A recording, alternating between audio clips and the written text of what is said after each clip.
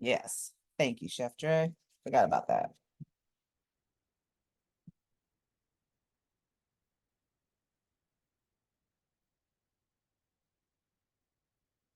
Hello there.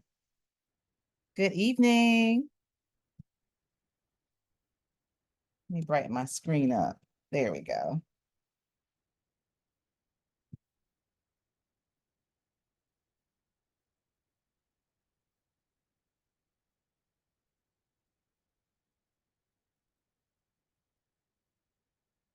Good evening. Welcome, welcome. Oh, that's what I'm going to do. Let me get the quiz.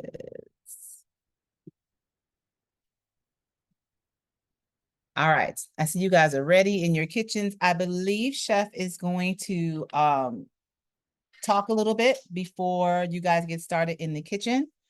Just a heads up. I'm going to place the link for the quiz.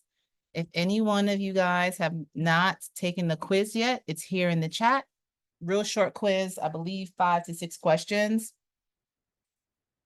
Go ahead and complete the quiz while we wait for the rest of your SOAR scholars to log on this evening. Let me know if you have any issues with the link.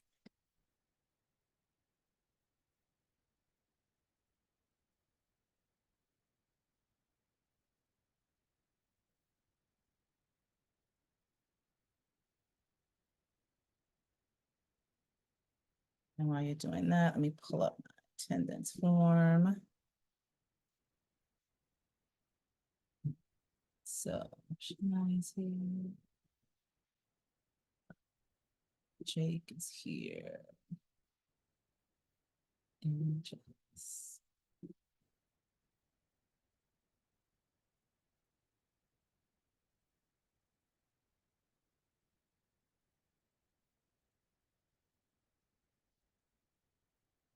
All righty, guys, we're gonna just give it a few more minutes. We're at 6:34.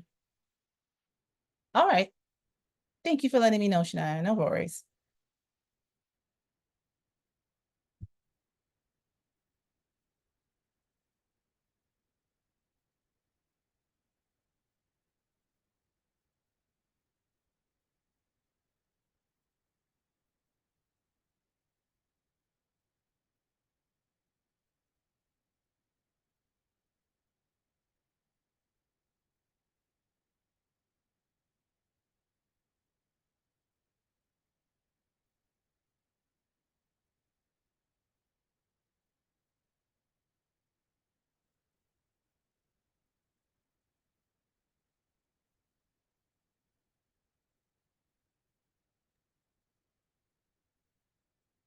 All right, so I'm just sending a little reminder. Let me go ahead and share my screen real quick. We're at 6:35. Hold on.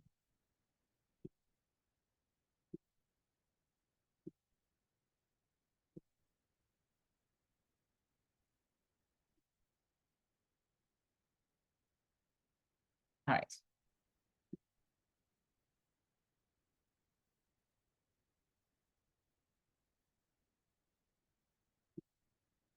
All right, I'm in present mode. Welcome, everyone. We're still giving some of your SOAR scholars a few minutes. While we are waiting, I want to go ahead and welcome you guys back. Welcome to our virtual hospitality and travel youth boot camp. I know you guys are excited for today's session. Before we get started, I just want to go over our expectations that I do for each and every class. Just a reminder how important your attendance is. Make sure, especially today's session, make sure you have your cameras on so that we can interact, so we can see what's going on in those kitchens today. Be sure to just challenge yourself, encourage yourself to be involved in all of your sessions and just be active, ready to participate. Ask questions if you have, right? Chef is here to answer all your questions. And just be sure you're always pushing yourself for growth, meaning stepping outside of your comfort zone, do something that feels a little scary, something you can just prove to yourself that you can go beyond what your heart and mind might be telling you cannot do. We always encourage our scholars to strive and to soar, of course. So we do the same thing here with you today. Just a little reminder of where we are in our schedule, guys. We're almost wrapping things up.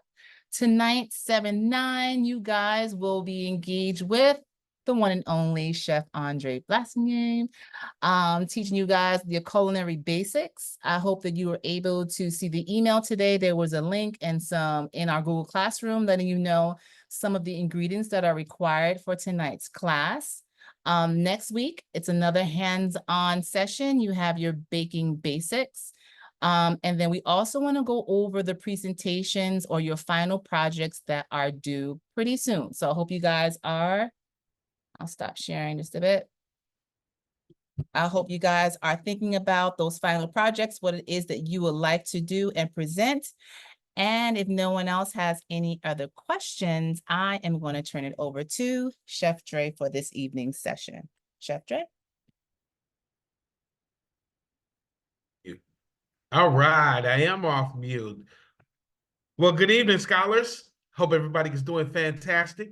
Just want to let you know I'm calling in from the West Indies in Barbados. So if I have any internet issues, please blame it on the weather in the island, okay? It is not my fault. All right. So definitely excited for you guys to be here this evening. We're gonna have some fun this evening. We're gonna get an opportunity to hear from me, and we're going to get an opportunity to put a few things together today. So I hope everybody got their list. Everybody got their list that's able. Everybody got their list of ingredients for this evening, correct? Thumbs up. Fantastic. All right. Is anybody familiar with boiling an egg or has ever made salad before? Yes? Okay, good. Have you ever boiled, do you know the difference between a hard boil, a soft boil egg? Okay, that's one thumbs up. Javis, what about you? You don't know what a soft boil is? All right, so we may be able to get into it a little bit today. But all right, I'm glad you guys are ready. Shania is actually on the internship in Barbados, and so she didn't have access to get the food, so she's going to be observing this evening and making sure that she is attentive in class. So, all right. So first, we're going to get through some basic stuff with the history of culinary. So let me share my screen real quick.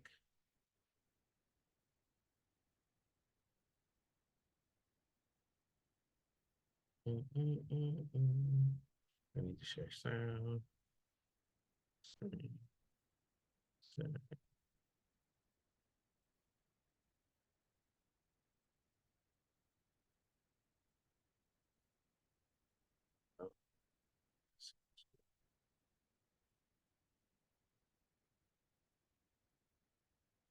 All right, so you guys see my screen? Yes, Chef. All right. Do y'all see my my time clock to the left? Mm-hmm.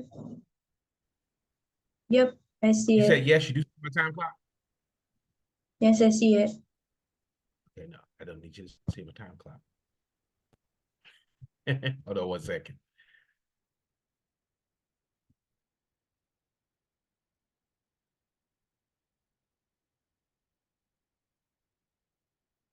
All right, so Culinary Basics, SOAR H&T. This is class 2024.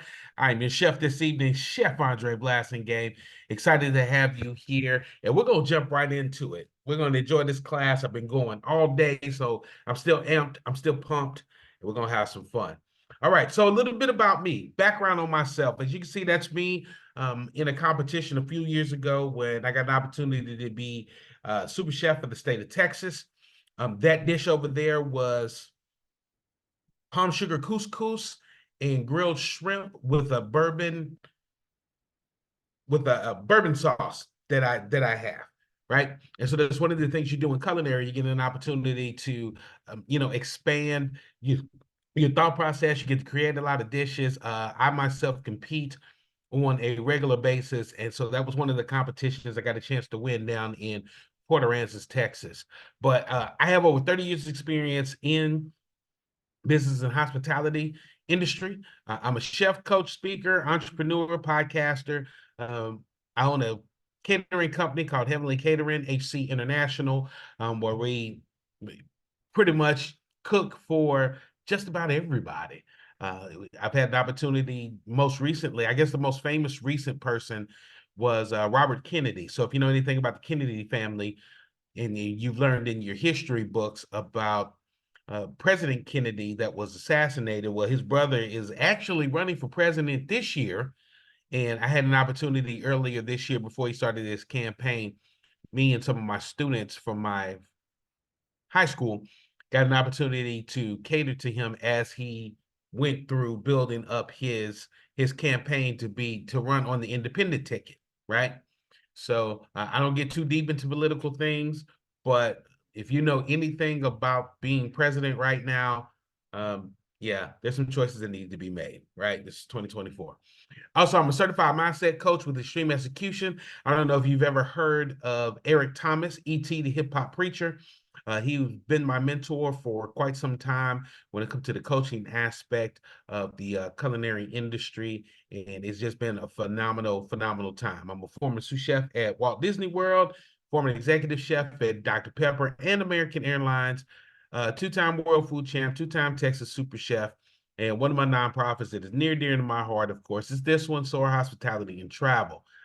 SOAR actually started from the mind of Rosie, great friend of mine. We both went to the same high school. She always liked to tell people that I'm older than her. I'm 2 years older than her. And so we got to go on an internship to Barbados. I got to put the package together and pitch it to the Board of Education to give us funding to allow inner city youth to take our magnet program and be able to go to international countries. And so I did that, like I said, almost 30 years ago, and I got to go to Barbados as my first international trip ever. And this is the 30th anniversary of returning back to Barbados. And not only did I return back to visit, to find out that the young lady that worked when I was here the first time, Michelle, is actually the general manager now 30 years later. And the gentleman that was the manager is now the owner of the hotel. And so it's a special anniversary for me because it's 30 years and I got to bring back 14 students, and SOAR got to bring 14 students back here just to relive this moment, to have an incredible time. And I just had to let you know, guys, know that for the nonprofits and a couple other nonprofits, Old School to New School, where we help kids that are phasing out of foster care learn about the sports motor car industry, and BCA Global, where we focus on mindful eating for the beloved community. Helping people learning more about farming and gardening and farm to table and things of that nature. So, all right. So let's move on. The history of culinary arts. So when you look here at some of the food that's right here, this is the 16th century food.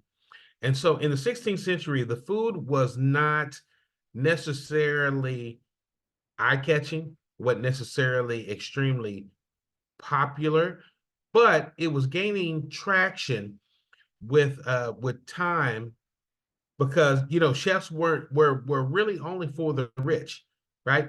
It was only a commodity for people that were wealthy, right? So let me know if you guys can still see my screen. You're seeing the picture that says 16th century, correct? Yes, your notes are there too. Okay, good. Good. Make sure you guys can see both of the screens. Perfect. So in the 16th century, when we talk about being a restaurant, it comes from the French word restaurateur, which means to restore, right? So in the 16th century, a lot of people did a lot of traveling, of course. There was no cars, there was no fast travel unless you were going across the ocean. For the most part, what you traveled in was, horse and carriage, or you walked a lot of the ways. And so you would lose your strength. So they would stop at pubs and stop at different restaurants. And so it means to restore, to renew. One of the most popular dishes back then was soup, right? Soup was a great great way to restore and replenish, because it gave you the liquid that you need if you were dehydrated. But a lot of times it had fruits and vegetables and sometimes meat in it. And it would also help give more back to the body in that sense, right? Because the body is 70% water, and the more fluid that you have in, typically more hydrated, unless you're not drinking enough water. But you have that opportunity to do that with the 16th century. Okay. So moving on to the 17th century, right? The 17th century wasn't much different than the 16th, except for the fact that it became a boom or growth in the 17th century of breads and cheeses and milk and dairy products. It became more lavish. It wasn't necessarily just for the wealthy at this time. It started to become part of the diet for all people that were there. And it became a very much a delicacy, would be the best word to describe it. But it wasn't much about the 17th century, except it took that change where cooking started to really become something of an importance. Before then, people would just cook for nourishment. They cooked for their families. They cooked for restoration. And so when they started opening up these pubs and these restaurants and these places for people to travel, it started a new industry that people would pay for food as they were traveling, right? So that's that gap in the 17th century. And so moving to the 18th century, if I can get my notes to come back up. So in the 18th century, that's when the first modern restaurant opened up in 1765. It was a gentleman by the name of Monsieur Boulanger, a Parisian tavern keeper. He hung a sign out and said, special restorative food. It was sheep feet, okay, in a white sauce. I want you to understand what I just said. He hung a sign that said special restorative, and it was called sheep feet in white sauce, right? And it was served family style. So just imagine you coming down the pathway, you've been walking, you've been traveling, and you're tired and you want to get some food, and you see restorative on the sign. Of course you want to restore yourself. Of course it was in French, so it turned into a restaurant, what we modern day call a restaurant. But you go in and you order, the food, and the family food of the day is shrimp feet in white sauce. I don't know, Jake, about your palate, but I don't know, sheep feet and white sauce. What do you think about pulling up and trying some sheep feet and white sauce? I'm all good on that. Yeah. Y'all good on that? Yeah, I was thinking the same thing, right? But they would sit together and they would have an enjoyable meal, and then that's how they would restore themselves from long travel. The 18th century was interesting. Now, the 19th century is really when the boom took off for culinary food. I don't know if you can see this picture because they don't have a lot of pictures, more paintings from the 19th century. But if you look at some of these art forms of food that you see here, that's when it turned from just being food for consumption and it became an art form. Because the rich, of course, wanted to flaunt how wealthy they were. So when they're throwing their dinner parties and they're having all their rich friends come by and have, fellow dukes and princesses and kings and queens come by, they want to have this huge elaborate feast. And you see it all the time. If you ever watch any of the shows like a Game of Thrones or anything that's from that medieval era, 1700s, 1800s, 1900s, everything was big lavish feast, right? And it would be just plenty of food and everything everywhere. And so they started really working on refining the way that it looked, right? And so if you look here at these different pictures that are here, like this one that says number 5, this was considered to be a baked good souffle. It would be equivalent, not so much to it would be like a shepherd's pot pie for this, right?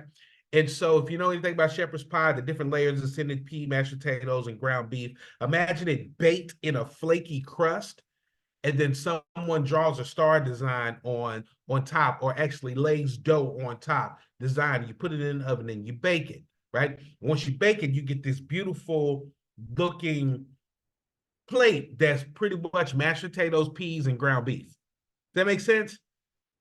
And so in doing that in the 19th century, it got extremely popular. And restaurants in Paris were serving elaborate meals, grand cuisine, dozens of courses back then. Sometimes they would have 12 to 13 courses of food at a meal sitting, right?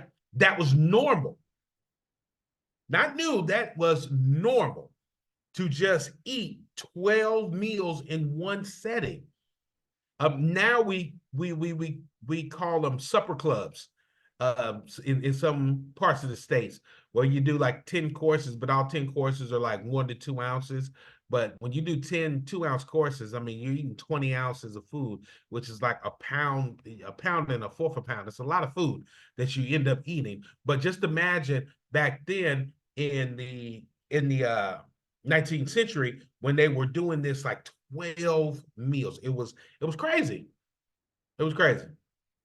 But it seemed like a lot of fun. Now, I want to talk to you about a gentleman that they call the father of modern culinary, okay? Augustus Escoffier, all right? He is a French restaurateur, chef by design, and he's the one that created the birthplace of the recipe, okay?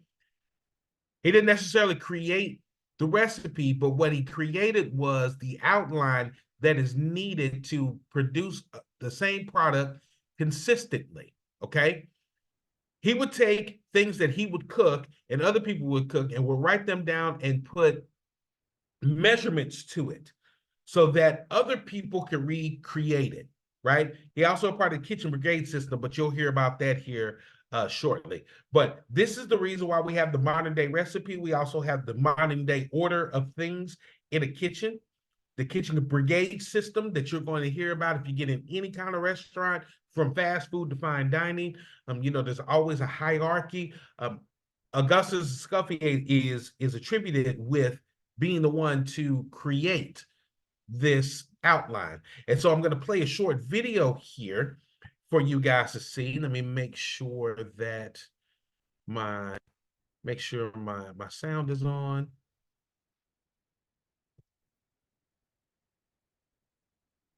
And so this is going to be a short video on Escoffier. Make sure you take some notes because I'm going to ask you a few questions, all right?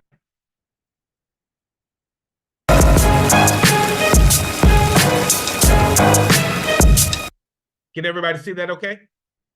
Give me a thumbs up. All right. I mean, I hear you ask, how important is Escoffier? And the thing is, like, how important is Escoffier? At the end of the day, like, Escoffier was everything. I mean, I used to work with this guy at Ducasse who had the cover of Le Repertoire de Cuisine, Escoffier's classic book, tattooed on his entire back. That's how important Escoffier is. He came, he saw, he cooked. His name was Auguste Escoffier, and like many revolutionaries, his goal was modest. He just wanted to completely change the way we eat. Escoffier was a revolutionary in that he democratized access to French cuisine. It was a very medieval, guild-like atmosphere. And Escoffier says, no, I'm going to write it all down. And by writing it all down, I can make it accessible to anyone. That was a revolutionary idea that changed cooking around the world. Auguste would say to his employees, make it simple, make it simple, make it simple. My name is Michel Escoffier, and I'm a great-grandson of a famous chef who is regarded today as the father of modern cooking. Inspiring future chefs and future tattoos, Escoffier codifies the cuisine, giving detailed step-by-step instructions. Where you have your grandmother saying, oh, I just put a pinch of this and a pinch of that. Escoffier was the one who go, it's a quarter teaspoon.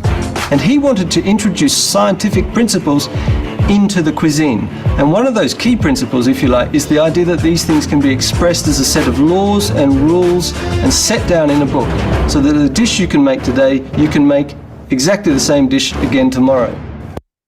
All right, so what title did they give Escoffier? Anybody?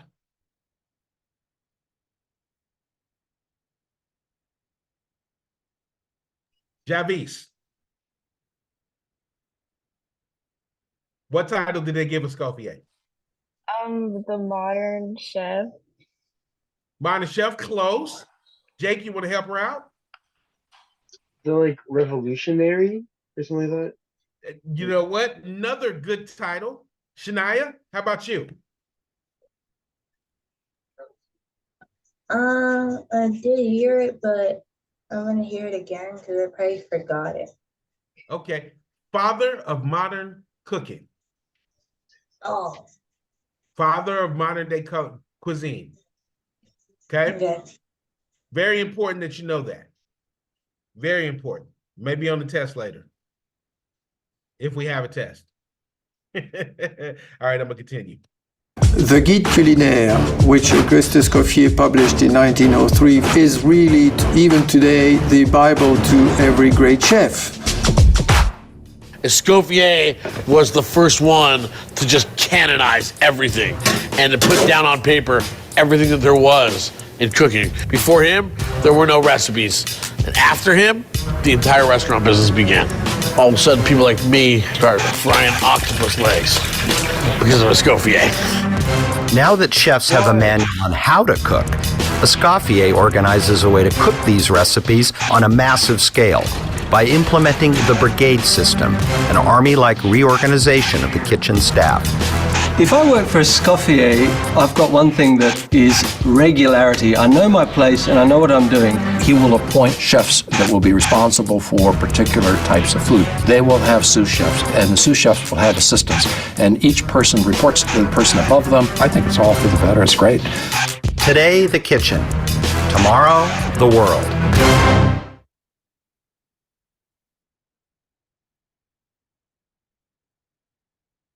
Excellent. Excellent. All right. So give me one fact besides him being the father of cooking. Hold on.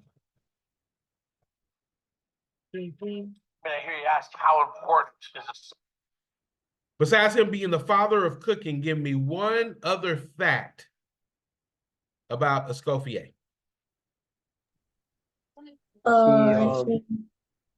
Shania, go ahead. Thank you, Jake. I appreciate that.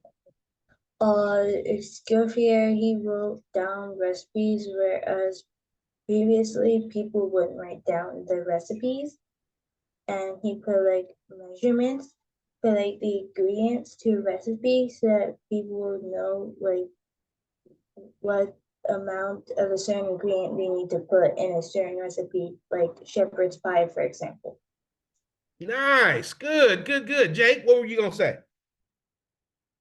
I was gonna say he allowed like food, French food, not just be made in France, but like he allowed it to like be part of everywhere else. So like making recipes basically revolutionized like restaurants, so like they can get their food out more to the world. Good, good, good, good. Javis. I was gonna say that he like made recipes so that other people could enjoy it around the world. That is correct. That is correct. That is a very important thing about Escoffier is that, you know, not only did he revolutionize, you know, food and having things being able to put down, because, you know, a lot of times in a lot of families, even to this day, right? There's a lot of families that have grandmothers, great-grandmothers, grandfathers that have these great recipes or great food that they cook, and they didn't never write it down. They would just teach it. I'm sure you probably could talk to your parents about 2 generations ago that they didn't write down, they didn't have family cookbooks. Like, I know how to cook it because my mama showed me how to cook it, right? So Escoffier took it a step further and was like, instead of just showing you how to do it, why don't we create a system where we can write this down and it can be duplicated for generations to come, right? Simple things like French onion soup or chicken noodle soup, right? If you think about the soups, most of the time, most people eat soups when it's cold. Most people eat soups when they're sick, right? So they can get restoration. Going back to restore, which was the beginning word for restaurant. Does that make sense? I don't know how often you guys get sick. Hopefully you don't get sick at all. But do you either of your parents, guardians, give you guys any kind of soup, maybe your favorite soup, maybe a chicken noodle soup, maybe just a broth? I know when I was a kid, I got chicken noodle soup. And when I got older, chicken noodle soup turned into ramen. I'm just saying, right? Just personal thing. You just put extra water in it and the noodles just make it taste better, right? But, for you guys, if you think about it, you would get that soup and it would restore because it would rehydrate you. It would give you a little bit more energy, make you feel a little better. So I want you guys to, to know that Escoffier is important to the culinary industry. So now to the 20th century. The 20th century and its modern day food. So I got quite a few notes on this one. So, and I put them up on the screen so that because you guys can see my notes, right? Okay, good. So in the 20th century, philosophy had changed about the culinary industry because the dishes back in the day were catered towards the relatively wealthy. And because Escoffier put the recipe in place, it made a lot of dishes that were reserved for the wealthy accessible to the common man or the peasant, as they called them back then, right? And so the 20th century philosophy, for it was based on rejection of overly rich and complicated dishes and emphasized on healthy eating, right? Ingredients that were fresh and of the highest quality. So coming out of the 1800s, especially in the United States and across the world, into the 1900s, industrial revolution started coming in, and so food became currency, right? Back then, they used to trade food and horses, livestock, et cetera, for different things, as opposed to money. Then money gets introduced, and now you can give a bill in exchange for something that comes from the farm, and then the food is like, okay, it's too complicated coming from France. We need something that's a little simpler, a little easier to do, and that's what happened. And some of the things that happened in the 20th century going forward, like the Immigration Act of 1965, right? In that act, it was like lead to bold flavors and ethnic flavors. It brought a large number of Asians here to the United States, and by the late 1970s, Americans were over the overly salty cuisines and developed cravings for spicy dishes from Vietnam and Thailand, right? Because before then, in anybody that's grew up in the 70s like myself, before the 70s, there wasn't a lot of Asian restaurants. You couldn't just say, I'm going to go eat Thai food, I'm going to go eat Chinese food, or I'm going to go eat food from Vietnam. You ate at American-based diets, right? They call it the SAD diet, the Standard American Diet, okay? And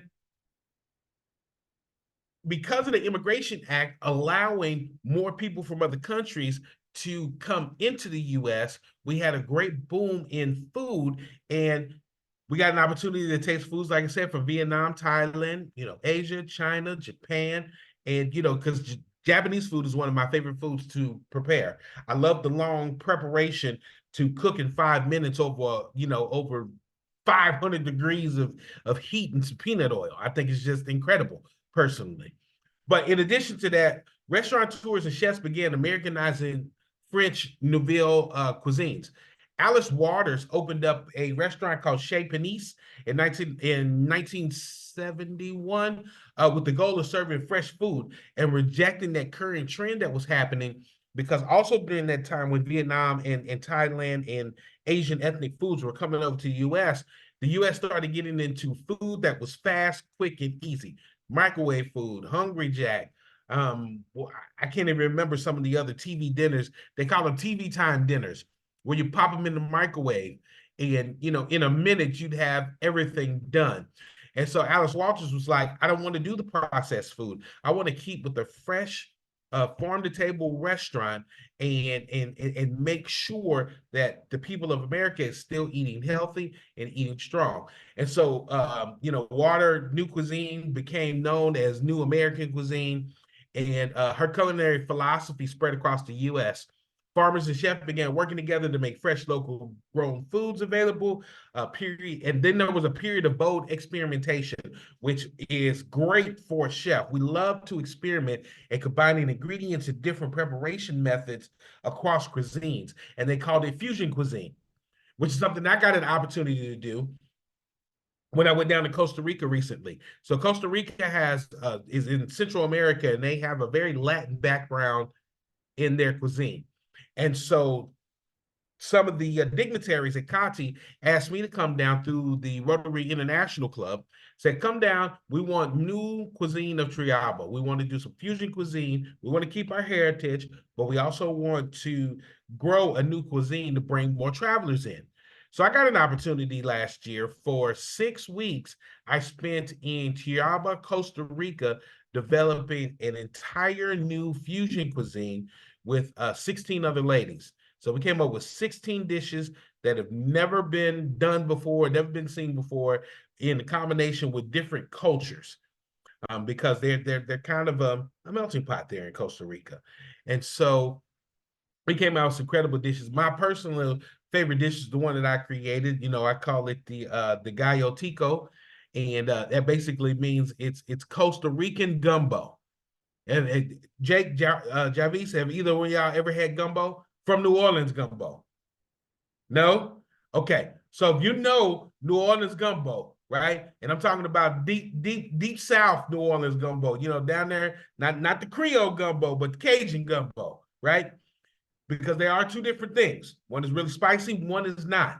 So I took a blend of that and Costa Rica's national food, which is called gallo pinto, and made a mashup of it where it worked. Because gallo pinto has tomatoes, onions, salsa Lozano in it, rice, beans, and then of course, gumbo is made with a roux at the bottom. Combining them all together, man, we got an incredible new dish. I taught the ladies there. We got 16 new dishes, and we're actually on August 15th of this year, 2024, we're going back down to cook for some of the presidents, dignitaries, and the different people that are there for Costa Rica. So that was the boom that happened in the 20th century for the food, that fusion cuisine became popular, farm to table comes back, and people are using more fresh and seasonal foods. Now, the United States, unfortunately, it's kind of still rolling with this diet. They call it the standard American diet, aka SAD. Okay, so write that down, commit that to memory, because that is important as you go forward. Because I want you to take some time and research the SAD nutritional diet for Americans. It's called the Standard American Diet, right? And then I want you to also research some other diets that are out there, like the Mediterranean diet, the DAT diet, and there's a couple other ones that are out there. But I want you to research the SAD diet so that you can understand what it means for the Standard American diet, and what it means for you, how you eat, and how you become better. Because we all live in America, and it's important to know what it is and how to maneuver through it. Has anybody ever heard of GMOs? Everybody, so y'all know what a genetically modified organism is, correct? Right? So seedless is one of those things that's a GMO. Does anybody know why or how seedless fruit is made? Any guesses on how seedless fruit is made?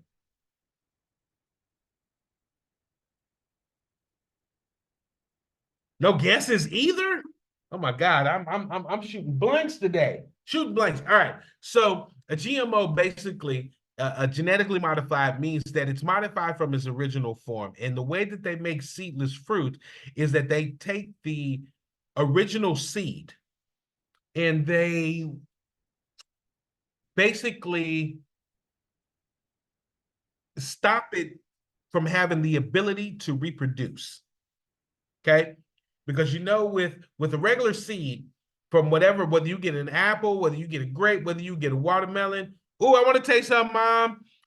Whether you got watermelon or anything of that nature, you can take that seed and you can plant your own watermelon, right? Shania, Jake, y'all knew that, right? So and Javis, but with the genetically modified fruits like seedless grapes and seedless watermelons, it's not so much that they're seedless. What they're telling us is that they have seeds that don't reproduce. It produces one time.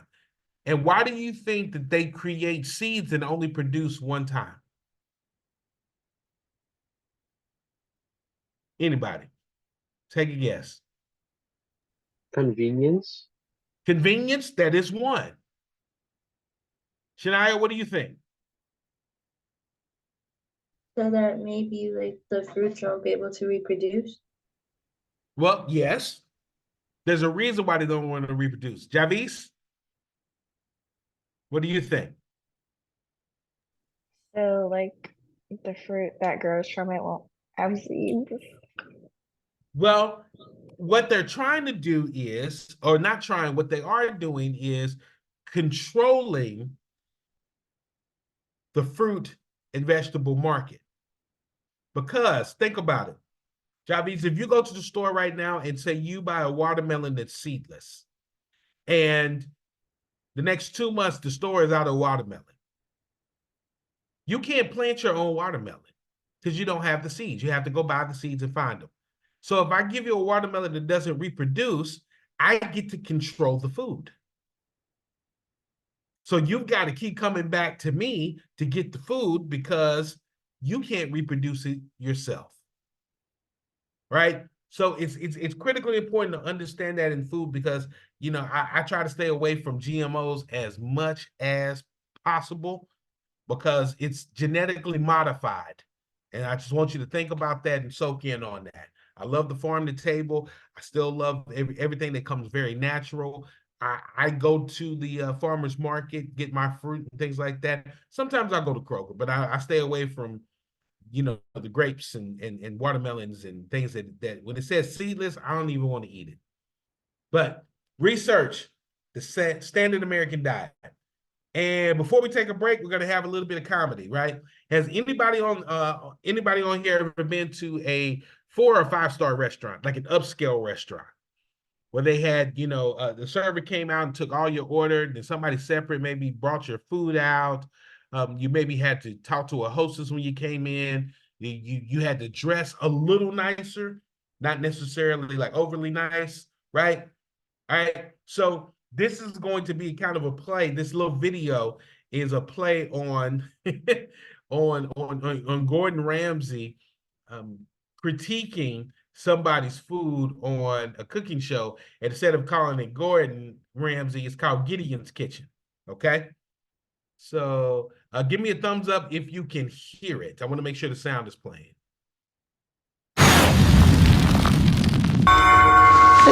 Key and Peele, a new sketch series. Premieres Tuesday, January.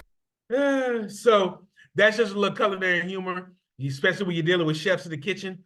Sometimes we can be direct. Sometimes they don't have the greatest conveyed a message unless they are highly upset. And so I've always found that clip funny because when one of the first chefs that I had when I was much, much, much younger was like that.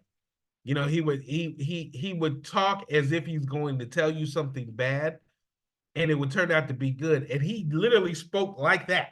Like, I don't know why you brought this to me. This is terribly amazing. And I would just look at him like, what? And when they made this skit, I was like, I thought it was just him. I didn't think this was something that would happen regularly. So, but just a little culinary humor there.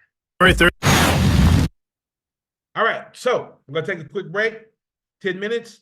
Go grab you some water, go grab your ingredients. From the ingredients list, you can head over to the kitchen because we're gonna hop into that. And when you come back, it is now 7:18. So we'll go to 7:28, and then we're gonna close out with just making food. All right. See you guys in 10 minutes.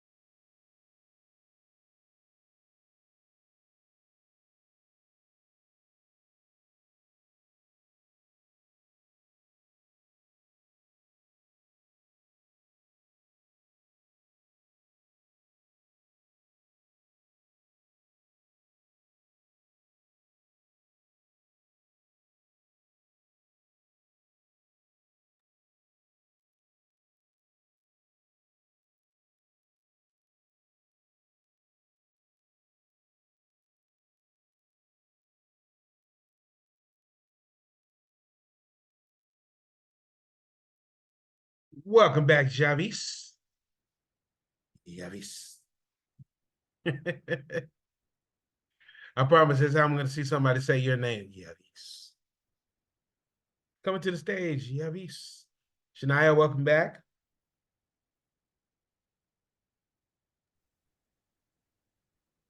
Jake, you ready? Mm-hmm. Outstanding. All right. So let's get to it. Everybody have their egg? All right. So 10-minute boiled egg. 2.5 cups of water. Put the egg on high.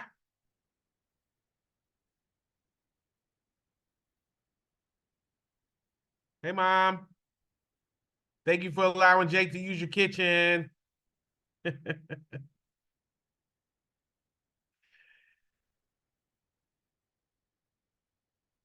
Now, typically 2.5 cups of water will cover a full egg, right? But when you put your egg in, if it doesn't, you're gonna need to put some more water.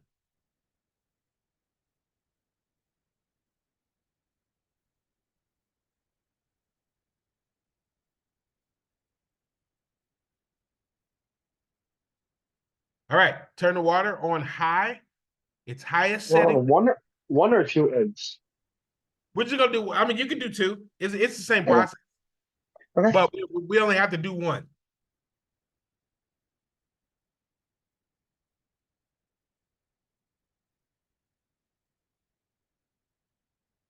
And when you have filled up all the water and turned it on high, let me know. We're gonna go to the next thing because we have to wait until the water boils. Everybody knows what temperature water boils at? Anybody? Jake, what temperature does water boil at? If you don't know, it's okay. I don't remember, but it's like 100-something degrees. It's like 100-something. Not a bad guess. Shania, you like to cook. What temperature does water boil? I'm really not sure. Not sure? How about you, Javis? What temperature does water boil? And you're a marine biologist, so this is important because this works with the water plate and everything else. So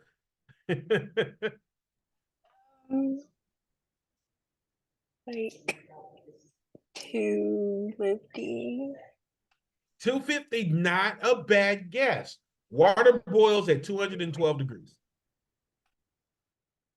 So always keep that number in your mind. You see 212 degrees, that means the water is boiling. All right. Jake, you got your water boiling or on and heat up? It's not boiled yet, but yeah, it's eating. Okay, cool. All right, so we're gonna move to the next thing because until your water is boiled, do not put the egg in. Okay. Once your water starts, it's what we call a rolling boil. Okay.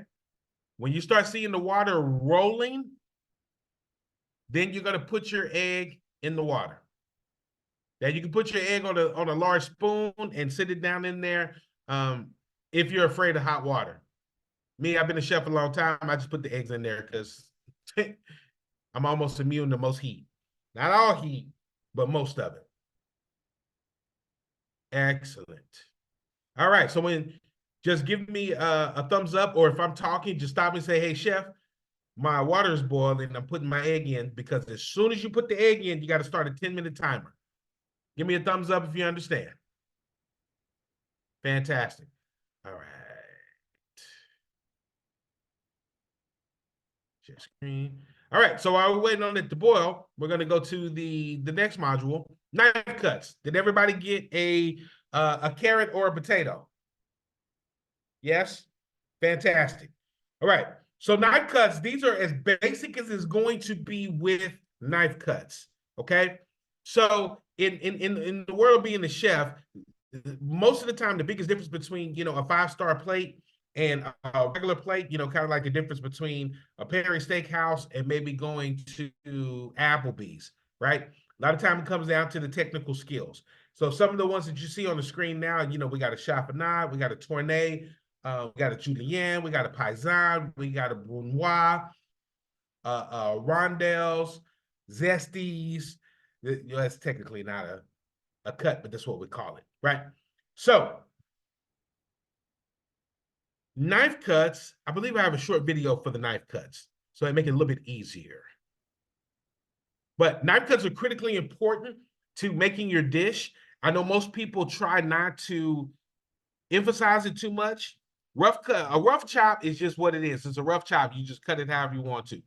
But the reason why you want to have consistent knife cuts when you're building your dishes is because you want them to cook evenly. I want you to always think about that when you're making any kind of food, whether it's stir fry, whether you're making a soup, whether you're putting it in a stew, making a roast. You want them to be the same size so that when they cook, they all come out cooked evenly. If you do bigger and you do smaller, the smaller ones are going to cook faster, may become mushy depending on the vegetable you're using. If you cook them too big, it may take too long to cook and the other food may be done, okay? So, quick video. So between the video and watching your boiling water, I'm gonna watch this and give me a thumbs up if you can hear the sound.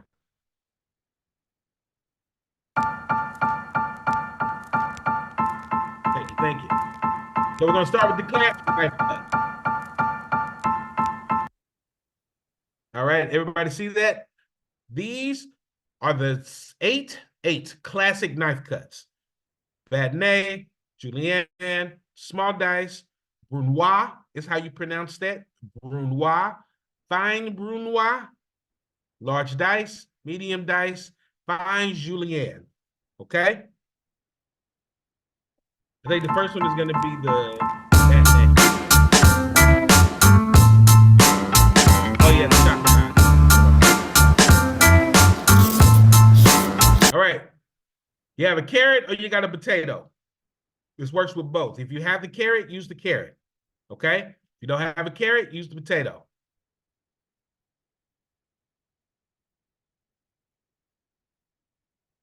All right. So this is what we call peeling the carrot. If you do not have a peeler, just cut the carrot according to the way they cut it.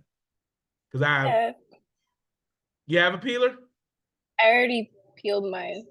Excellent. All right. Well, we're going to continue with the video.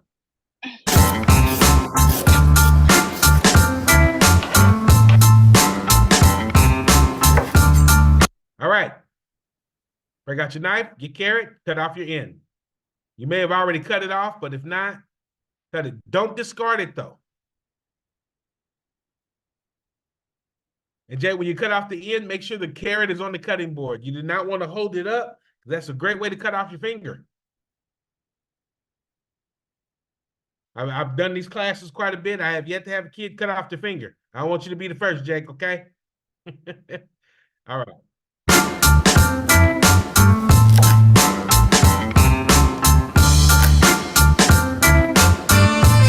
So these are being cut in about 2-inch lengthwise rounds or squares, okay? So take your carrot, 2 inches. So if you don't have a ruler, okay?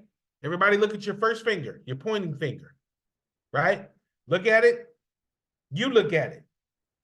Each divot in your finger is typically 1 inch, okay? So from the tip to the first divot is 1 inch. That one divot to the next divot is 2 inches, okay? So I want you to measure with your finger 2 inches. And then cut your carrot. Pull your finger back. All right. Then you're going to do that for the next piece.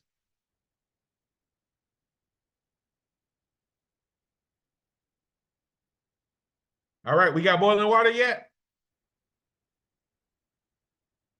Sort of, kinda? All right, well, we'll keep going. All right, so that first cut, what you're going to do now is you're going to take the first 2 inch that you cut, and you're gonna cut it on one end to make it straight, okay? Because you got a round object. It's hard to make bâtonnets and tournés and things like that with the round object. Not tournés though. Bâtonnets and juliennes with that. So you're gonna cut off one end and you're gonna end up cutting off all four. You gotta rotate.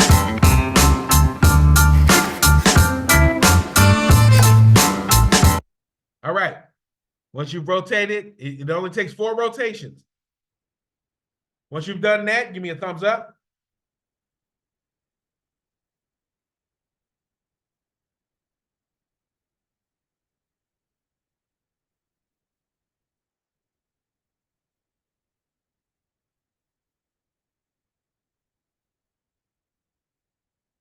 All right. All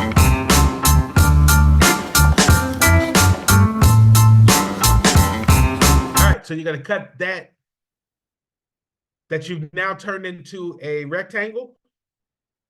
You're gonna cut it lengthwise twice, about a quarter to about a half inch.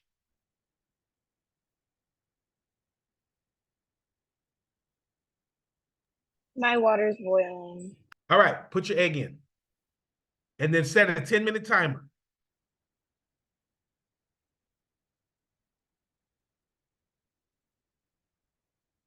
I already put my egg in and it's been boiling and I put the timer on. Okay, good. As long as you set the timer, we're good. The timer is important because it does not take more than 10 minutes to cook an egg. A bright yellow color is what you want in the egg, not green and not gray. It's overcooked, okay? I know a lot of people eat it that way, but that's overcooked. You want a pretty egg, should be a bright yellow. All right, Javis, did you cut your carrot already? You're cutting it now. Beautiful. All right, next step.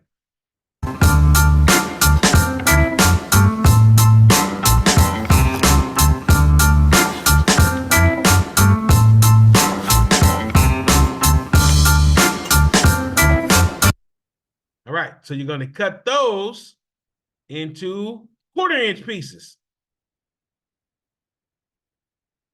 And if you need to see me show you the video again, let me know.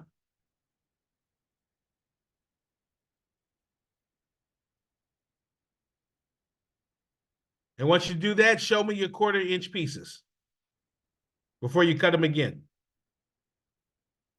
Put it down just a little bit, Jake. Your camera's kind of tilted. There we go. Yeah. Beautiful.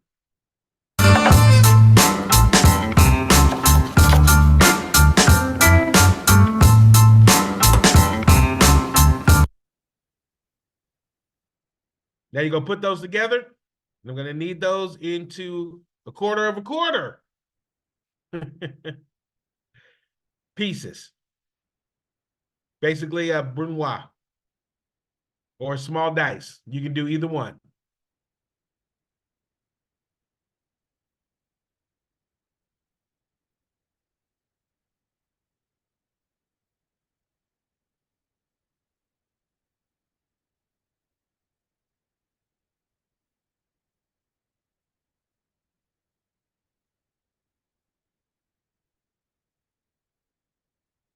All right, you guys finished? Jake, you finished?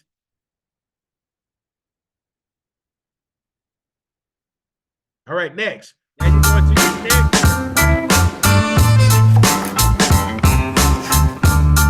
The next two is there, and you're going to cut that one small.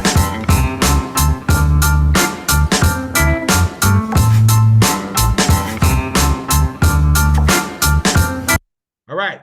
So the last one you did was a julienne, and then you cut it into a brunoise. This one is even smaller. So this is going to be a julienne fine that we're going to cut into a fine brunoise. That makes sense? Brunoise was the really small squares.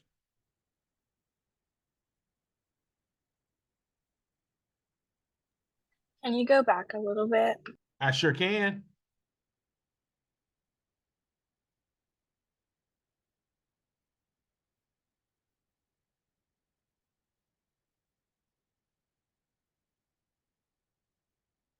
All right, see, that's a small dice. Y'all see that?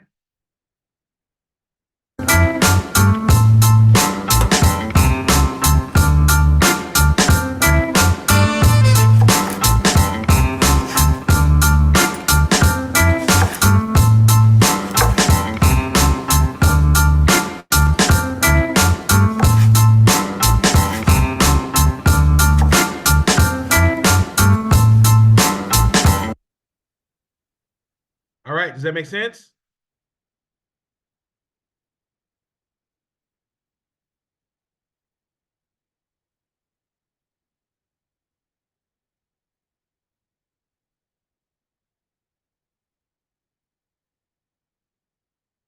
All right, let me know when you finish that. And then once you do that with those, you're gonna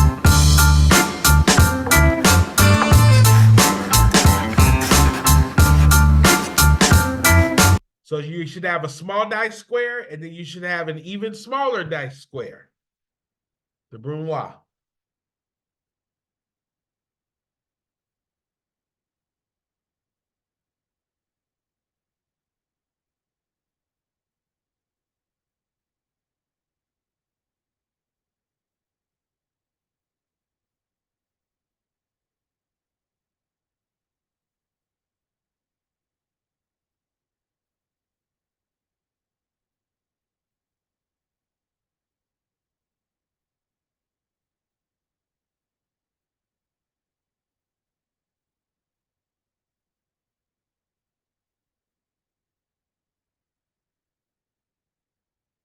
All right, you guys ready for the next one? No? Okay. Take your time.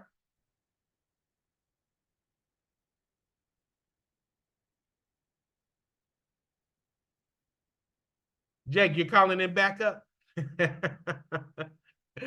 Ma, I need your help. You do this, I don't. Good, good. It's all right, Javis. That's why we learned it. That's why we learned it. My egg's about to be finished for in a second. All right, once the timer goes off, run it under some cool water.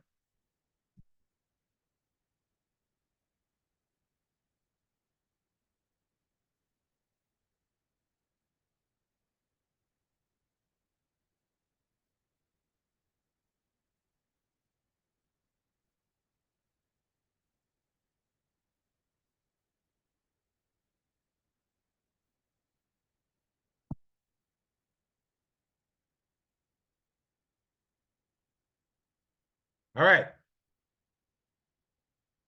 Your egg is done. As soon as the egg comes out, put it in cool water.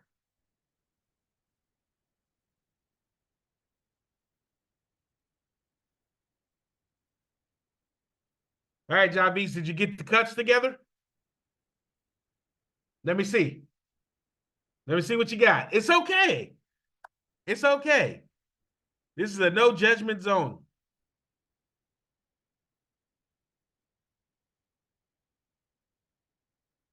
Okay, hold one up for me. Okay, not bad to start. Not bad to start at all.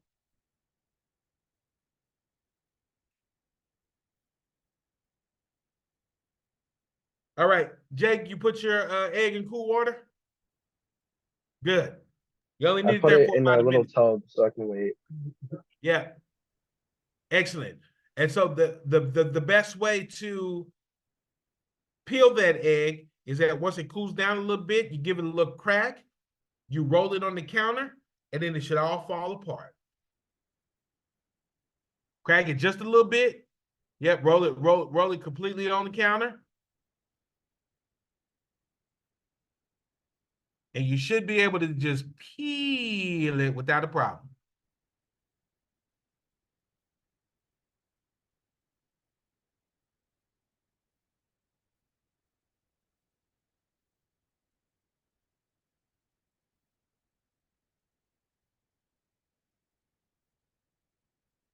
It's still hot, isn't it? Okay, you got to make sure that it's cool.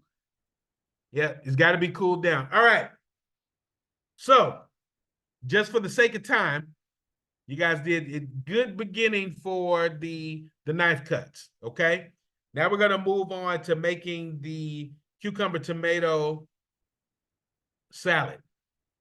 The reason why I teach you the knife cuts is so that you can have different ways to cut the salad.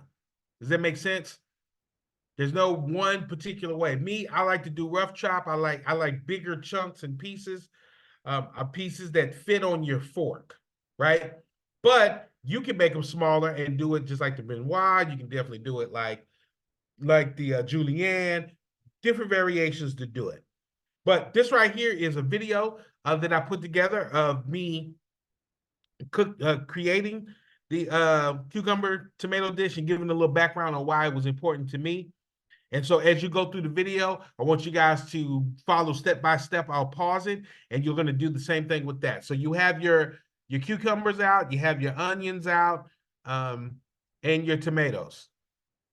Correct? Jabis, how's your egg coming? Did you already put it in the ice bath? I have 20 more seconds. 20 seconds, all right. As soon as that 20 seconds is up, take it out of the hot water, pour the hot water out, and run some cold water on it, okay? Do you want the egg for the salad, or just a pickle? So right now, what I want you to do with the egg, I want you to cut it open and make sure that it has that bright yellow. Oh, it's hot, huh? I spilled it. Yeah, good. You got the bright yellow color. Now put it in a separate bowl, and we can use it for the salad later. Okay. First, I wanted to check to make sure that you boiled your 10-minute egg right. Okay? Okay.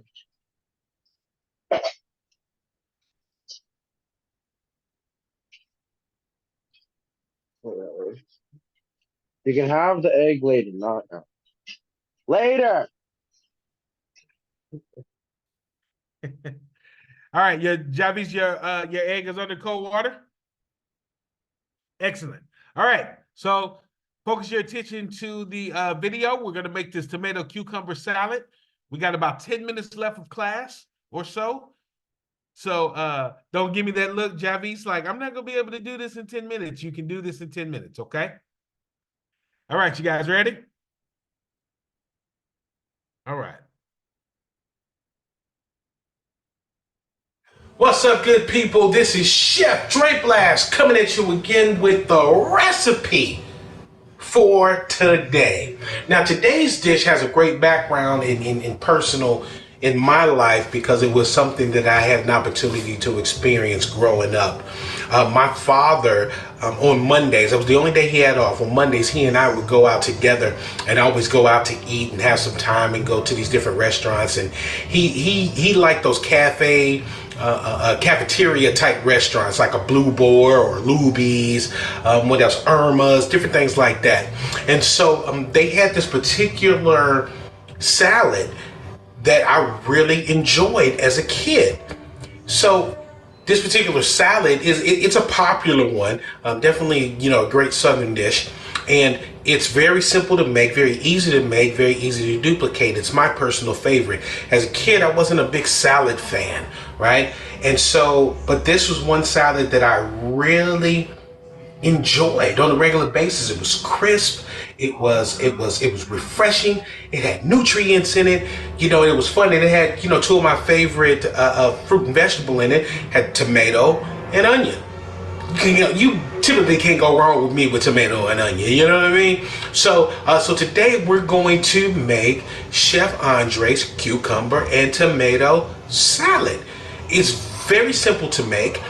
We've done very minimal modifications to it to make it enjoyable for you. So the first thing we're going to do is let's discuss the ingredients, all right? So first ingredient, heirloom tomato. Now this particular tomato came out of a great friend of mine's garden that she grows man, cucumbers and tomatoes, jalapenos. Funny story about the jalapenos. She tells me that she can never keep her jalapeno tree because the rabbits in her backyard love to eat them. Who'd have thought? But it is Texas, right? I expect jalapenos to go real fast, especially with the rabbits. So first ingredient, heirloom tomatoes. Second ingredient, cucumbers, coming out of the same community garden, right? It's impressive that she has that community garden because before I even talked to her about it, she was already growing it. So it's great for the community, fresh fruits and vegetables coming out of your own backyard, getting back to your own sustainable source of food. And then last, my favorite, the onion. I'm one of those people that could literally bite into an onion and eat it like it was an apple. I'm not gonna do it today because I need to cut it up for this salad, but you might see it in another video. Who knows? It could be coming. All right. And then the last ingredient that goes into it is Italian dressing. Now, typically we would make that from scratch, but I wanted to give something that was a little bit more cost effective and something that was faster on time. So you could purchase one at your local supermarket, farmer's market. It's usually less expensive because all the ingredients together is good if you're going to do it on a big scale. But on a smaller scale, if you're making it maybe one time, a couple times a week, you know, go with a pre-bought Italian dressing, and it's a very simple marinade, okay? So let's get into making this salad. Boom. As you can see, we got our ingredients on the table. Take that onion off. Take that off. We're going to start with this tomato.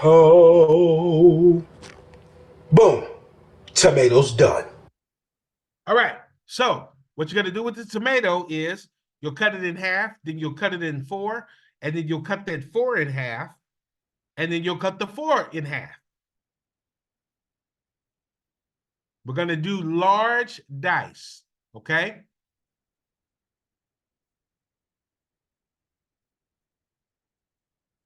Good job, Jake. Now that you cut those in half, cut them in half again.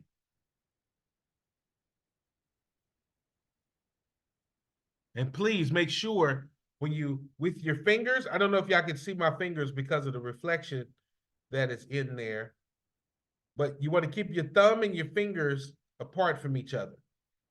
I mean, together, not apart, but away from the knife. Do you cut each half in four?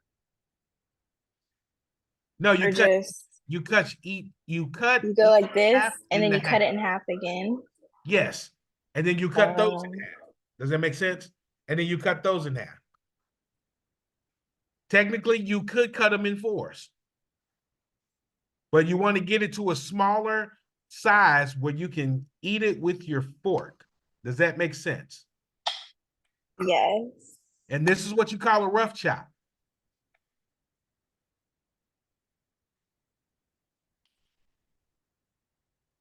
All right, so let me see your cut in half and then in half again, Jake.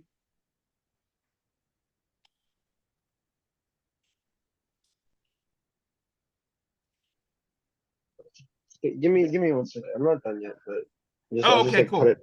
I'll just cut it like in. Yeah, let me see it. Oh. All right, so cut those in half again. Yeah. Javis, let me see yours. Do you want to go smaller? You can cut those in half again too. Okay.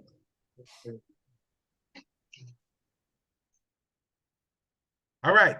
So once you cut your tomatoes in half and then in half again, make sure you have your bowl so you can put them in the bowl. And as you can see in my video, mine is a rough chop as well. Now mine, I actually de-seeded the tomatoes, but I might teach that in an advanced class, how to concasse.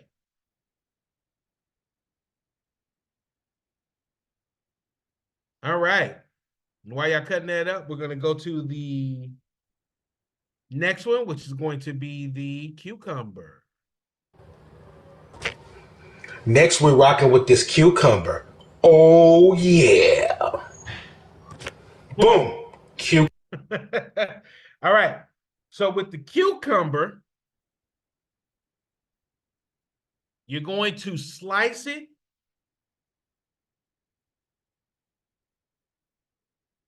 short side in circles.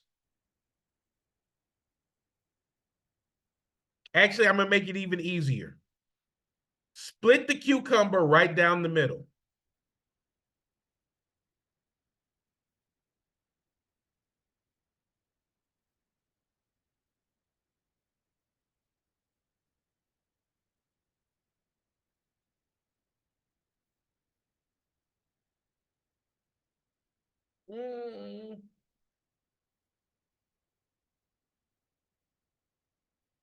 And forgive me, Chastity, we might go over just a little bit. I want them to at least finish this salad. This is actually the last module. No, down the middle, long ways. Yes.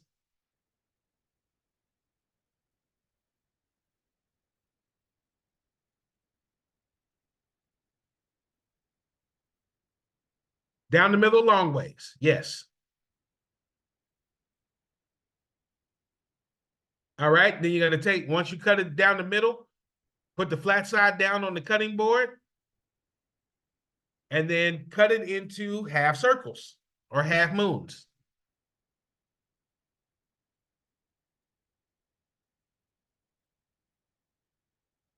That will be cutting it from the short side into half moons. Once you've done that, throw it in with the bowl of tomatoes that you have.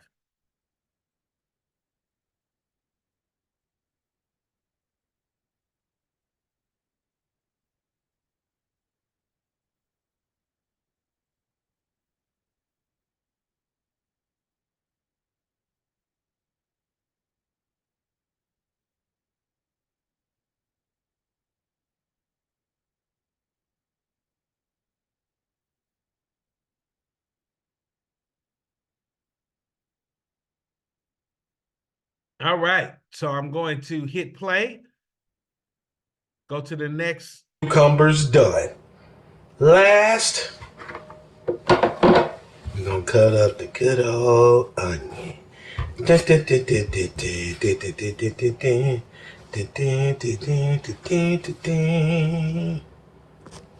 Boom. All right, so with the onion, you're only going to use 1/4 of the onion. Okay? So you're going to peel the onion. Make sure you peel off all the first skin. You're going to cut the onion in 4s. All right, so you'll split it right down the middle. It doesn't matter if you do it horizontally or vertically, because you're going to take that next piece, you're going to cut that one in half.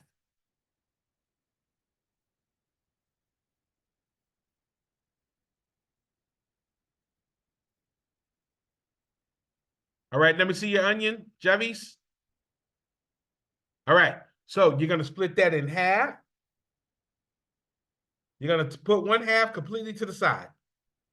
You're going to take the other half and you're going to split it. Yes. You're going to lay it flat and then you're going to split that in half.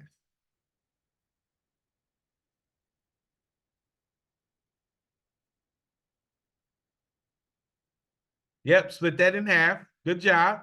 Hey, Mom. Oh, you must have me in your headset, huh, Javis? I got you.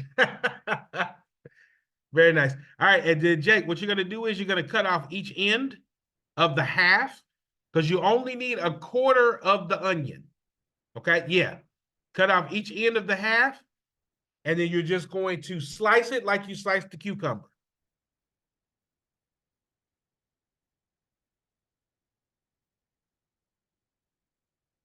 Once that is done, you toss it in with the tomatoes and the cucumber.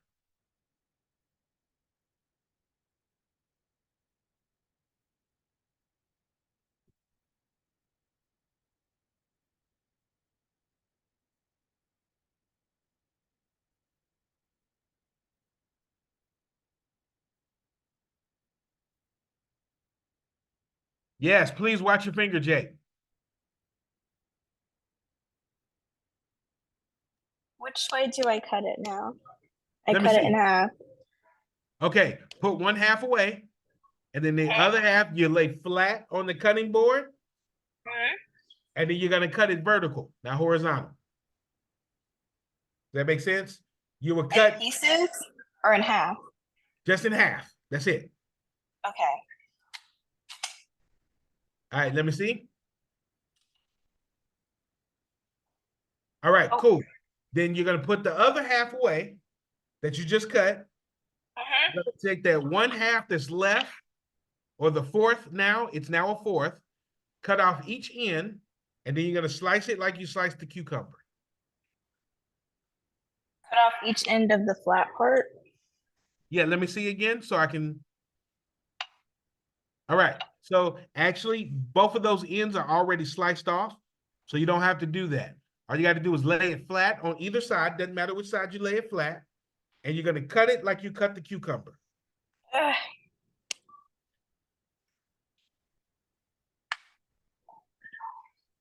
Watch your fingers, Jake. Pull them back. There you go.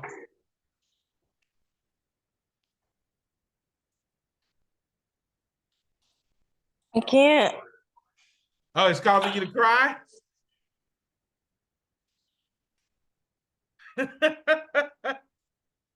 It does that sometimes.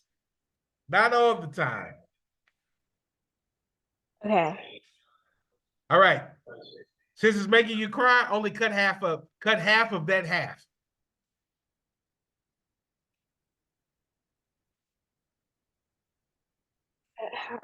Oh. Yep. And then cut it like you cut the cucumber. Just lay it flat and then just cut it. This is what you call a rough chop.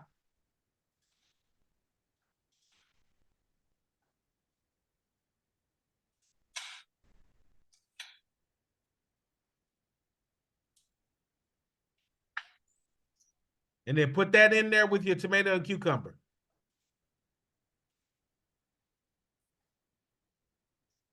Jake, go grab you got your Italian dressing already? Grab your Italian dressing.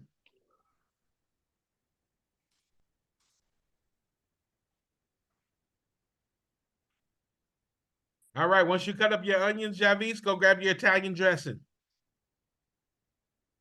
All right, so you need 2 to 4 ounces of the Italian dressing. Pour it right there in the salad and toss it.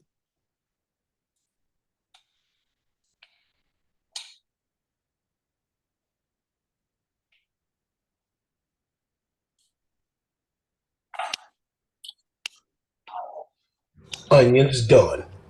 And as you can see, I already pre-measured the oil out already. So now I'm going to go grab a bowl. We're going to mix all this together. We're going to be done.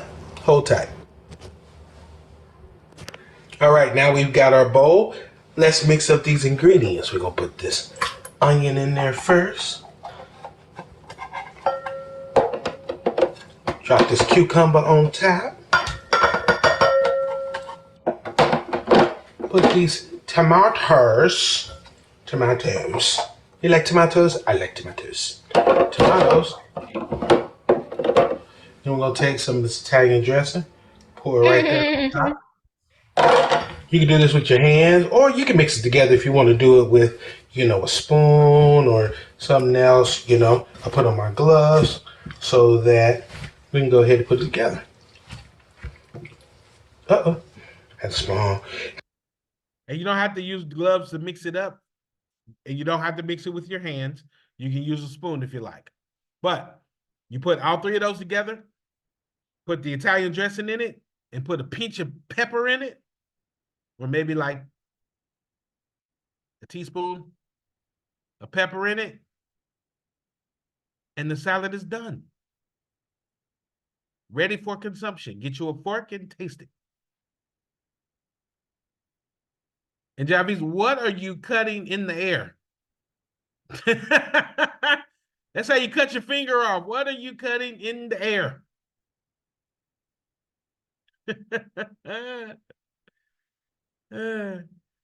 All right. So Jake, have you mixed all your ingredients in the Italian dressing together? Yeah. All right, let me see your bowl.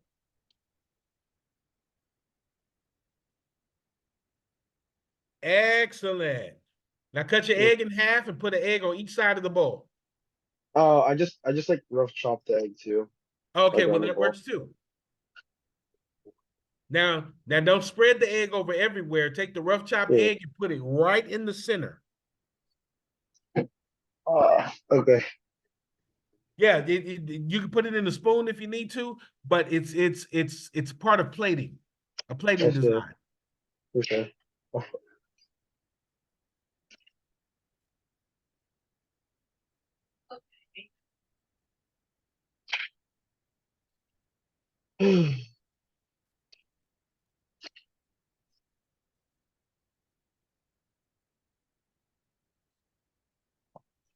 As well.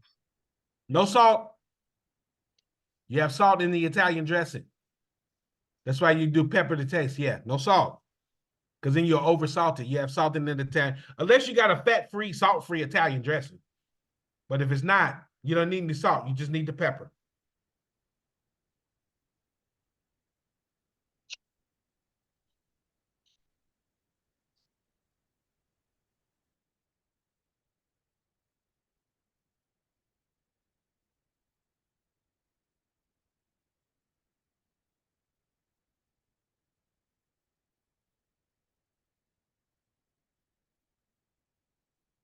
All right, so let me see this bowl. Let me see what we're working with. So, before you said to put it in the middle, I kind of already kind of like diced it and put it in my bowl in my egg. Like it's already Okay, in there. so the bowl that you showed me already has the diced egg in it? Yeah. All right, cool. All right, Jocqui, let me see your bowl.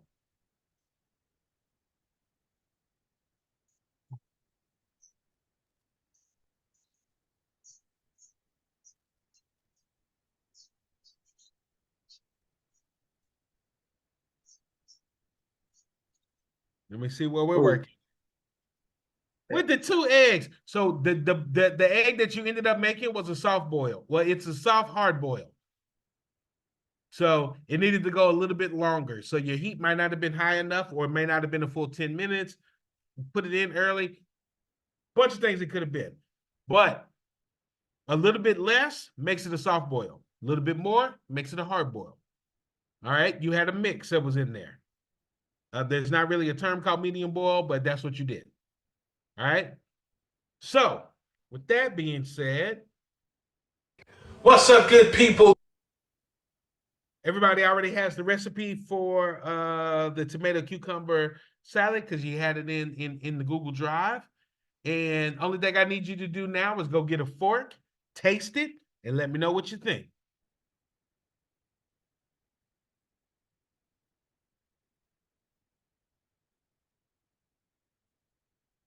And Shania, you are okay to get off because you need to go for journal review at 8:15. Okay? Okay. So you did an outstanding job. Thank you for being here to watch this. And if we get a chance to get in the kitchen while we're here in Barbados, you will be making tomato cucumber salad, okay? Okay. Thank you, Shania. Do you want her to finish the evaluation before she hops off? Hi. Yes, you can put the evaluation in the chat and have her do it. All right, I'm gonna drop in the chat, you guys. Shania, if you can just fill this out before you hop off. There it is. Yeah, she's Thank got to you be down so at much. 8:15, so I want to make sure she's down there. All right, Jake. Oh, okay. She can do it at another time if she has to go. No, send it to her. She can do it now. It's only Okay. like a minute walk. Just put it in the chat. All right, Jake. So give me some flavor profiles. What do you think? You ever had tomato cucumber salad before? I'm pretty sure you have. Yeah. I just don't normally have it with time, but it's pretty good. Pretty good. And that's what you made. Have you ever made it before? I made caprese salad before.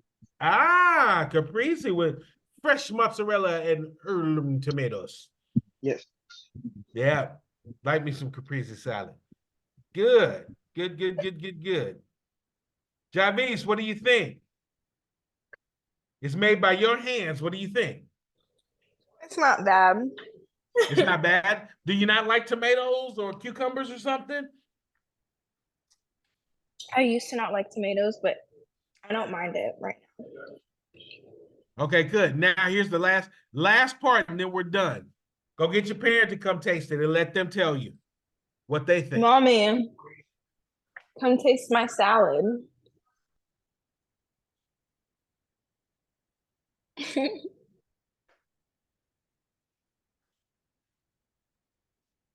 I'm gonna put more pepper in mine.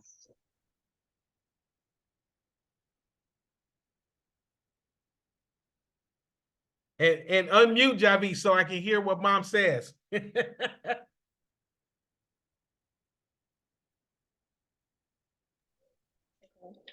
have an egg too.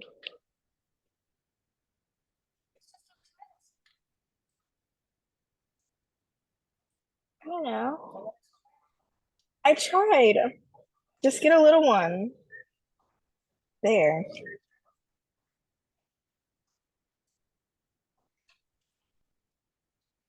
I find a little What one. did she say? I need some honest feedback. What did she say? He's tasting. Tell her she can talk. He said you could talk. Wait. Oh, I can hear her. Okay. Oh, I didn't know. Sorry. Yes, I can hear you. I was like, why is she? Because I was about to ask. I said, is your mom mute? You know, I don't want to be rude. Oh no, I can talk. No. Yeah. Just it tastes like a regular old cucumber salad, you know, with onions and tomatoes and onions, tomatoes, and cucumbers. I asked her why she didn't make the cucumbers a little small. She goes, I tried. So, but it tastes the same with the Italian season on it. This is more than she's ever done. So thank you. Oh, you're welcome. You are welcome. Wait till you taste what she's gonna bake on Thursday. Oh Lord. What's she baking on Thursday? I'm going to be sending the email out, my baker, Chef Michelle. Usually it's cookies that she does. Well, she can cook cookies. Yeah, it's usually cookies that she does. She might do muffins this time. Anything that fits within like an hour and a half. Okay, yeah. And we're going to drop that actually tonight so you can have the ingredients. Most of the ingredients I try to pick is what people normally would have in the home. Yes. So we're going to drop that email tonight or tomorrow so you can make sure you have the ingredients for Thursday. Okay, perfect. Yeah, she baked a cake before, so she knows how to do cookies. So perfect. She should be That okay. means she I might don't know be about ahead of these the game. muffins. Yeah, you've made cupcakes before, haven't you? Yeah. Oh, don't act like you a chef. But yeah, so I can't wait till Thursday. Not really, but I will. Thank you. Well, thank you, Mom, for helping out. I appreciate No worries. Okay, bye. Bye-bye. Jake, what about your mom? Did she try it? I had to add more dressing. It was good. She liked it. My dad liked it. Okay, good. Excellent. All right, you guys. So we went about 16 minutes over. My apologies, but I want to make sure you got finished with your salad. So your final presentation is going to be something similar to that. Or of course, you could do the other one where you put the travel itinerary together. Once I find the video from Top Scholar 2022, I'm going to send y'all an example, but you make a 1 minute reel or a 1 minute social media video of you cooking a dish of your choice, right? Excuse me, and you would set it up like it was a reel, like it was social media, like you're gonna post it on your page. Hey, welcome. My name is Zelda, because you got a Zelda shirt on. You, Javis, with the Zelda shirt, right? Hey, today I'm making pasta Zelda. Let me show you how I did it. And you go through the whole process, and then you end the video in one minute. Okay? So you get an opportunity to pick anything you want to cook. It does have to have at least 5 ingredients. You can't cook me a pizza and just do tomato sauce and pepperoni. There's got to be a little bit more skill involved into it. Don't just bake me a potato and put some salt on it and say it's a baked potato. Okay? All right? Or again, you can do the travel and tourism. And once I find that video, I will send it to you so you guys can have an example of what the 1 minute video should look like if you decide to do a dish. Fair enough? Excellent. So that's it for me. Thank you for giving me a few extra minutes of your time. I greatly appreciate it. And Chaz, I'm gonna turn it back over to you. Yes, so we can close out. absolutely. So the only thing we have to finish, you guys, is that end of the class evaluation. I did drop that link in the chat, so go ahead and click on that and complete your evaluation for this session. And like Chef Dre has mentioned, please be on the lookout for that email, letting you know what ingredients you will need for Thursday's class, which is your baking class. Jake or Javis, do you guys have any questions about next week's class or the final project that's coming up? Can more than just me be in the video? Oh, that's a good question. You mean assisting you? It Or should. no, like can I like bring a friend into it, or does it just have to be me? Chef Dre, that's a good question. How about I come off you in the video? Yeah, in the video. If I do a Yeah, video, I mean, I suggest it because you probably want somebody to film it for you. It's a little easier to cook. Yeah, okay. But if you have somebody else in the video, that's fine too. Again, as long as it keeps it to a minute and you tell me, what the dish is, what you're cooking, the steps that you took, flavor profiles, things like that. Make it a 1 minute reel, 1 minute FB post. Snapchat does a minute, 2 minute Snapchat, whatever platform you like to use. Keep it to under a minute, but be able to go through the entire steps. Right. Okay. So that's gonna take some editing on your part too. Of your I've video. edited before. Okay. Thank you. Okay. All right, that's it on my end. If you have completed the evaluation for this session, you guys are free to go. Thank you once again, you guys, for an awesome session, and see you on Thursday. Thank you guys so much. I appreciate you. Have a good night. Thank you, Chastity. Yes. It's a good And class. enjoy. Good class. Hopefully you can join us. But we'll see. Hopefully. Your service was great today. So hopefully it's like this. Man, service was outstanding. Yeah. No rain. Everything was perfect today. Yeah. Which is good. So that was a plus. But I'm happy that I'm able to be there on Thursday. I am too. Being able to help out with Chef Michelle. So yep. I'm did gonna we hit hear up Michelle anything else now. about our friends who didn't show today? Because I am taking the attendance. I have them. Ooh, what happened? Hold on. Let's see. Of course, Megan, I have absent. Megan has an excuse. She had orientation for her job today.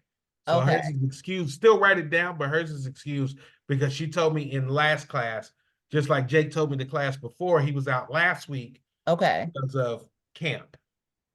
And then we need to put a place there for a note. I can't do it. You know what? I'll put it in my calendar. Hey, Jace. Well, Hey, Rosie, I'll be up there. can you not hijack my class so I can finish and come downstairs, please? How you doing? Look at you glowing. Got a little sun on you. Out here waiting. We out here waiting. So yeah, I need to come on. Okay, No, sorry. Rosie, just go ahead and start. That's what I was I just sent waiting. the We sent still the got message a to couple Mary. coming I back, told her so. go ahead and start so me and Chaz can finish doing our administrative stuff. No. We waiting on Brianna and Naomi to Bonnie to come back. What? Yeah. They're late. Here goes with the girls. 8:15 prompt. All right, so Aw. now I forgot what we were talking about. Needing a place to write excuse, but let me just put excuse for Megan. Tori. Tori, we'll just have to reach out. I really think based on the last class and his participation, I really think he just bowed out because it's not what he wants to do. Right. And the I'm other totally thing fine with that. Our students that didn't show, right? Because they're still here. The Sadayo. And You know what? Let me pull up the list real quick myself so I can see. yeah, I'm just looking at the attendance form because Kiara's here. Sadayo, Shania was here, and Tori. Okay. Yep. So we got Javis, Jake, Megan, Shania, yes, and my guy. Why can't I never remember his name? Who? Tori. Tori. So those are the 5 that were consistently coming. Okay. So Megan has an excuse one. Jake has an excused absence. Javis wasn't here last week, but she didn't tell me why, and I forgot to ask today. Okay. And I just realized we're still recording. Hold on. We don't need to record this part.